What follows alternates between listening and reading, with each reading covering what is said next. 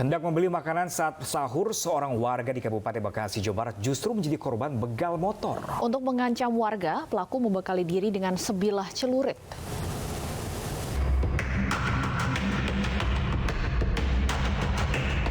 Tiga orang kawanan begal motor beraksi di Jalan Wahana Bakti, Desa Mangunjaya, Kecamatan Tambun Selatan, Kabupaten Bekasi.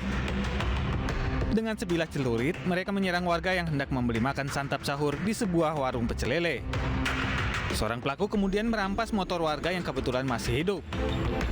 Beruntung warga yang tengah ronda malam melihat kejadian tersebut dan langsung menyerang para pelaku. Pelaku yang panik langsung kabur melarikan diri dan gagal membawa motor korbannya.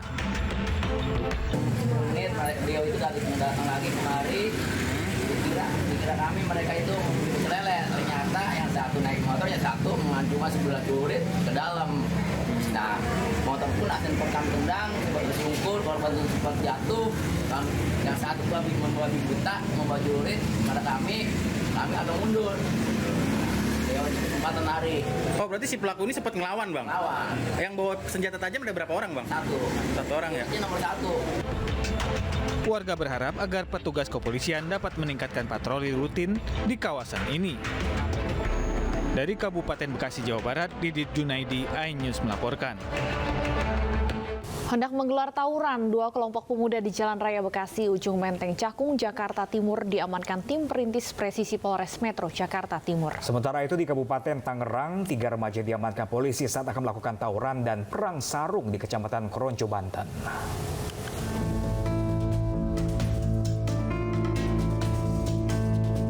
Tim perintis presisi Polres Metro Jakarta Timur langsung menuju kawasan Ujung Menteng, Cakung, Jakarta Timur setelah mendapat informasi akan adanya rencana tawuran dua kelompok pemuda. Setiba di lokasi, petugas mendapati sekelompok pemuda yang sedang berkumpul untuk tawuran. Beberapa dari mereka memilih melarikan diri, sementara beberapa lainnya bersembunyi di dalam warung. Satu persatu kelompok pemuda ini digeledah meski tak menemukan barang bukti, namun petugas mendapati 2 bilah senjata tajam yang disembunyikan tak jauh dari mereka berkumpul. Sebelumnya, kelompok pemuda ini saling menantang dengan kelompok pemuda lain di media sosial hingga bersepakat untuk menggelar tawuran di Jalan Raya Bekasi. Dengan pemeriksaan dan penggeledahan didapati 2 bilah sajam, 1 celurit, 1 cocor bebek, di mana celurit 1 orang mengakui bahwa itu yang membawa untuk melakukan aksi tawuran. Oleh petugas, 15 pemuda, 2 diantaranya perempuan, kemudian dibawa ke Polsek Cakung untuk menjalani pemeriksaan lebih lanjut. Patroli pengamanan wilayah akan terus diintensifkan petugas kepolisian seiring maraknya tawuran di bulan Ramadan. Sementara itu, 3 remaja diamankan polisi saat akan melakukan tawuran dan perang sarung di pemukiman warga di Kecamatan Kronjo, Kabupaten Tangerang, Banten.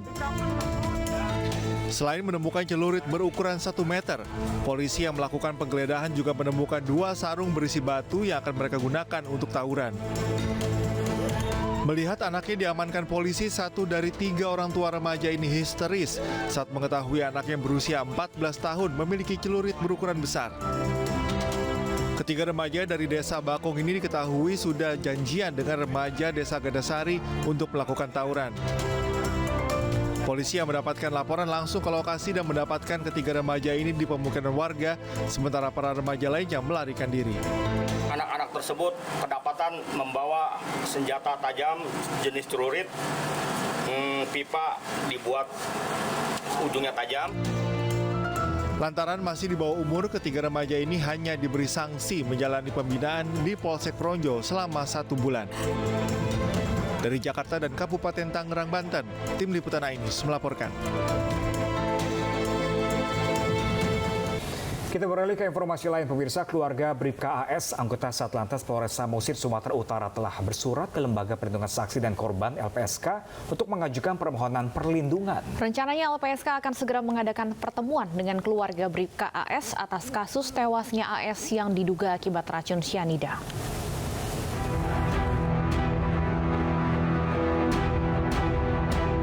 Lembaga Perlindungan Saksi dan Korban atau LPSK telah menerima permohonan perlindungan dari istri Bribka AS atas kasus tewasnya AS yang diduga akibat racun cyanida. Atas pengajuan permohonan perlindungan tersebut, pihak LPSK akan menjadwalkan pertemuan dengan keluarga Bribka AS.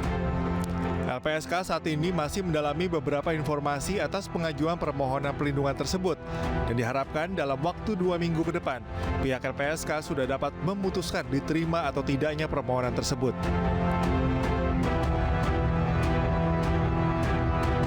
Minggu besok akan ketemu dengan keluarga Bribka AS untuk mendalami beberapa informasi, termasuk juga dengan kita akan melakukan kunjungan ke TKP.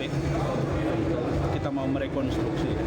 Permohonannya surat, tetapi istrinya kan di Medan ya. Siap. Tetapi suratnya sudah masuk. Surat langsung.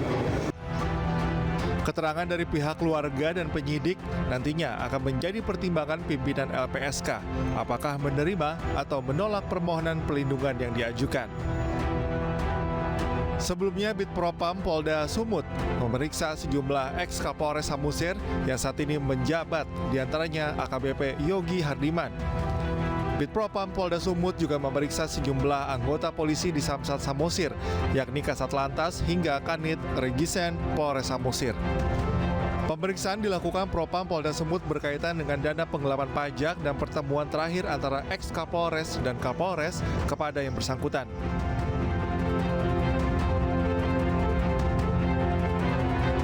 Melakukan pendalaman dan pemeriksaan terhadap 1.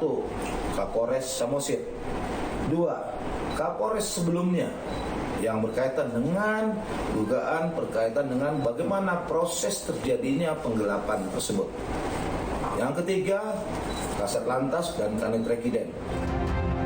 Tidak menutup kemungkinan, Propam Polda Sumut juga memeriksa sejumlah anggota lainnya jika terlibat dalam kasus ini.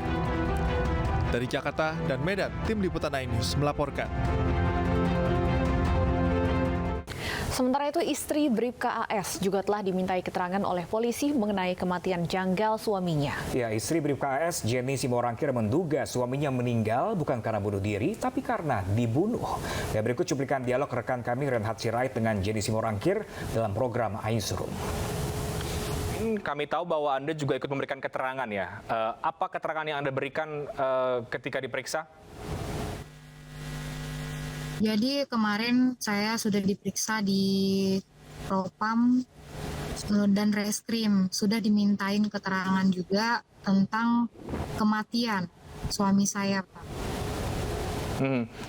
Apa yang Anda sampaikan? Apakah Anda juga menyertai bukti-bukti bahwa ada kejanggalan?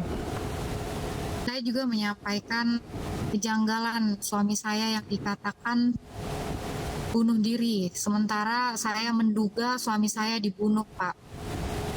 Oke, dan pihak-pihak yang diperiksa sekarang apakah sudah sesuai dengan apa yang diinginkan oleh Anda?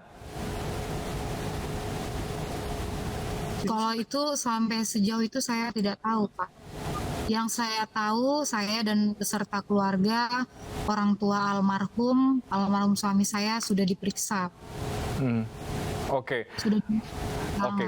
Selain menyampaikan bahwa Anda meyakini mendiang suami Anda ini dibunuh, apalagi yang Anda sampaikan dalam pemeriksaan? Agar Polda mengusut tuntas, Pak, gimana kematian suami saya, dan saya juga minta penggelapan pajak juga diusut, Pak. Oke, baik, Mbak Jenny Simorangkir, apa sebetulnya yang membuat Anda yakin bahwa kematian suami Anda ini bukan bunuh diri tapi dibunuh? Karena banyak kejanggalan yang saya rasakan. Yang pertama, mereka mengatakan suami saya bunuh diri. Oke. Sementara ada pengancaman dan juga banyak kejanggalan di kondisi fisik suami saya. Oke.